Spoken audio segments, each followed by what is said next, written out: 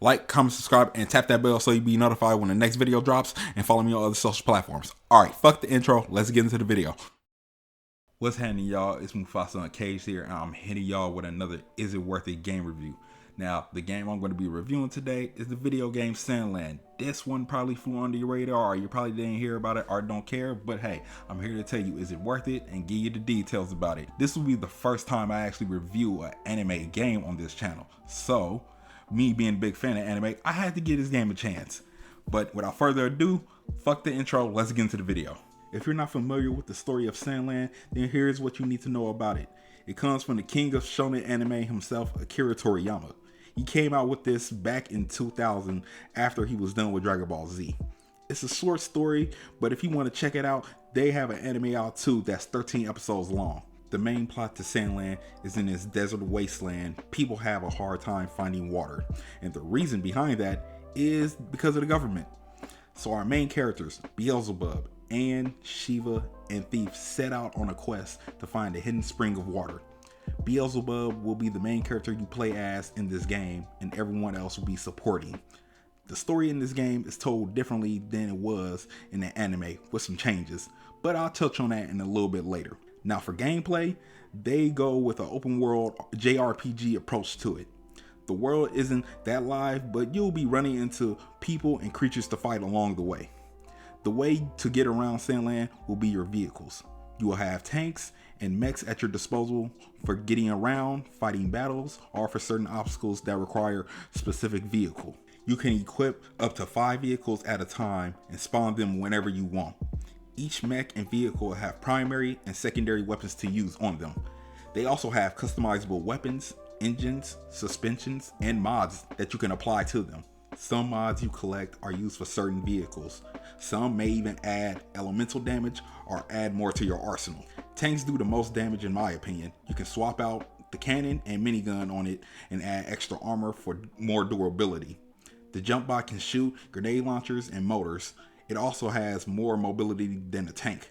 You can jump on higher surfaces with this vehicle and shoot out multiple rockets at a time at enemies. The motorcycle is the fastest transportation. You can equip a shotgun turret and miniguns on the front. You can have a mod on it for when you boost flames surround you that allow you to smack enemies with fire damage. When on foot, Beelzebub can fight. Combat is pretty easy on foot, to be honest. He comes with a skill tree, and so does Anne, Shiva, and Thief that help out Beelzebub in fights. For instance, Shiva can spawn out a tank and help in vehicle warfare. Thief can gather materials in the area or throw a gift bomb at enemies. Anne's skill tree focuses on giving your vehicles a boost in damage and health. Playing at night, Beelzebub can absorb the darkness and his dark meter fills up so he can perform his skills more often. He has a rock throw that can clear multiple enemies or bigger ones. He also has a fury mode that makes him stronger and looks more serious, but only lasts for a certain amount of time. As you can see from the gameplay, the open world isn't much alive and it looks empty, but there's stuff to do. You'll be spending your time with collecting materials to upgrade your vehicles, exploring caves, doing side missions, or collecting bounties. There's also races that you can do and a battle arena to compete in. There's a variety of enemies throughout Sandland, ranging from regular enemies to mini bosses. Sandland isn't the only place to explore though. The second map in here is Forestland. Pretty much you'll be doing the same thing as you do in Sandland, except the environment will look different. If you know by now, on my channel I have reviewed anime shows, but I haven't reviewed an anime game yet. I'm a big fan of anime and also a fan of the Dragon Ball series. A lot of us who are grown knows the impact of the late great Akira Toriyama and the mark he has left on the world.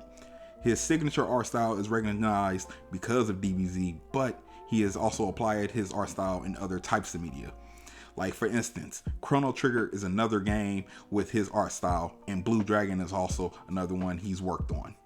This game was one of his last projects he worked on before he passed, along with Dragon Ball Daima that drops later this year, and I'll be tuning into that when that drops. Also, we're getting Dragon Ball Sparking Zero hopefully this year, which is looking like some straight gas. This isn't DBZ, there's Easter eggs from that universe that are in the game. Now, I'm not gonna act like I knew about Sandland before the game or the anime dropped, but once I heard this is coming from Akira Toriyama, I thought I'd check it out and give it a chance. Before I played the game, I finished the anime. One thing I wish the developers would have done with the game is give more combos to Beelzebub in his skill tree. You'll be doing the same combos fighting with the hands. When it comes to the anime, I don't know if they just sped through it by cutting some chapters out, or they came up with more original story for the game just to stretch it out. I seen characters in here that weren't in the anime while I was playing the story. Anne's character is introduced halfway through the anime, but in here she's in the beginning of the game. One thing I do know is that Akira Toriyama had actually added more to the Sandland story for the anime right before he passed.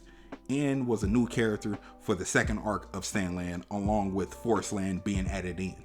If I was to make a recommendation about the show or the game, I would say go watch the show first, then play the game. The anime doesn't show off much of the world and what's in it, but that's why I still recommend the game. The game does good of showing off and exploring the world of Sandland and Forestland, letting you play around with new vehicles and adding more to the story. Now, let me be real with y'all real quick. In the past couple years, anime games haven't been hitting the same for me.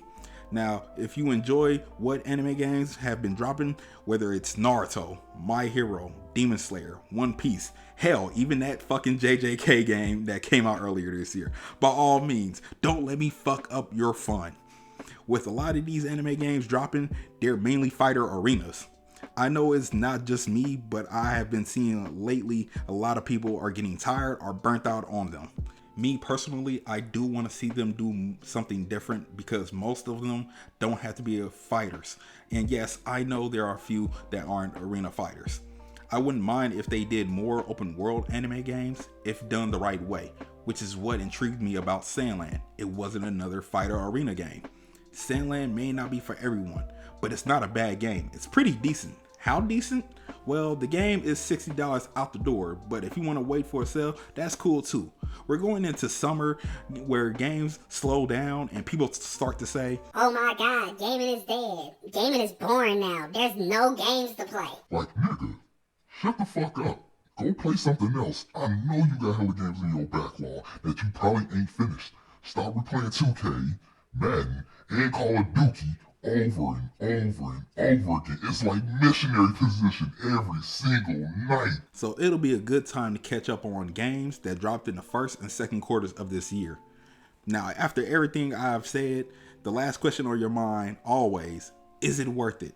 As always, I'll leave that up to y'all.